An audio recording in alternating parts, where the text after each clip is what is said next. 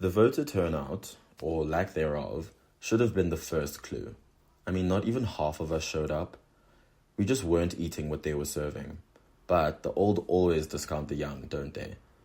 Until it's too late. How could they not have noticed that there were more of us 18 to 30-year-olds than all of them put together?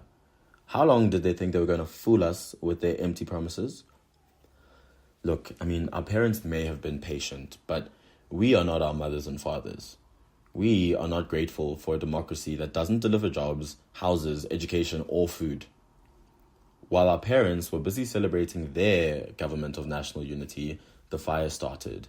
And not just the forest fires in Knysna and across the Cape that displaced hundreds of us, but the fires inside of our campuses, where a new youth movement was swelling up under a new leader who was one of us. Not just an offshoot from the old parties for old men. One of us. And at just 21 years old, he did something that none of the parties that could even get us to the polls bothered to do. He spoke to us about our future.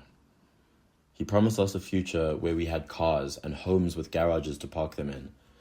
A future where graduates were guaranteed jobs, even if that meant taking those jobs from some old man who refused to let go of it. Starting with the universities, every lecturer should be one of us, not one of them. University jobs for university students first.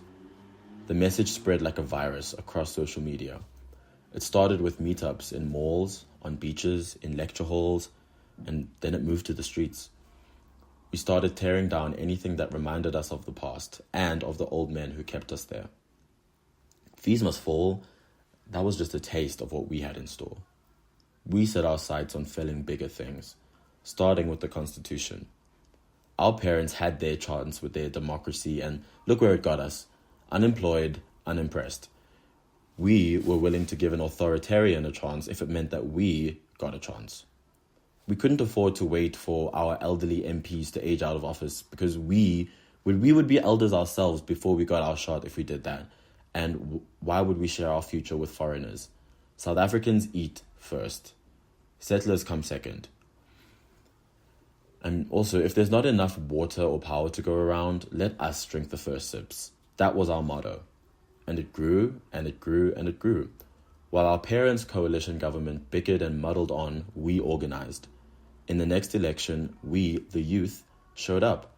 And this time, we used our majority to vote. And to vote the Constitution that held us back from expropriating the land, the houses, and jobs that belonged to us away. And of course, the foreign capital hated that. It fled, and so did generations of foreigners. They joined the climate migrants begging for asylum at Europe's ever more closed borders as we nationalized the banks, confiscated their bank accounts, and put their land into our public collectives. We were happy to see them go. Life got better for so many of us in the beginning. I got my former lecturer in economics' job. He was chased out of the university in the first wave of purification in the early 2030s. I think he ended up on the street, actually. Others were not so lucky.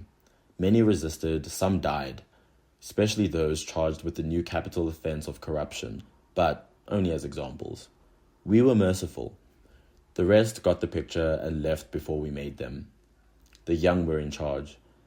I finally tasted the life I had only ever seen over walls and on TV and on TikTok before. It was good, but it didn't last. When we ran out of money as our tax base dwindled to nothing, our friends at the BRICS Bank were not so generous as the IMF was to our neighboring Namibia. Before long, they demanded their pound of flesh, literally. And after taking control of what was left of our ports and rails, they then demanded we enforce conscription and send our young as soldiers to the Russian front, in addition to our tribute BRICS' solidarity taxes to support the ongoing Euro-Pacific War. And today, as I stand in the rubble, dust and trash of what was Johannesburg, looking for scraps of leftovers we could eat, I whisper to my little sister, who is set to go to the Polish front next month, that it's a lot better to be a soldier than to join a sex trade to survive. Trust me, I tell her. I know. And at least they say the food is good there.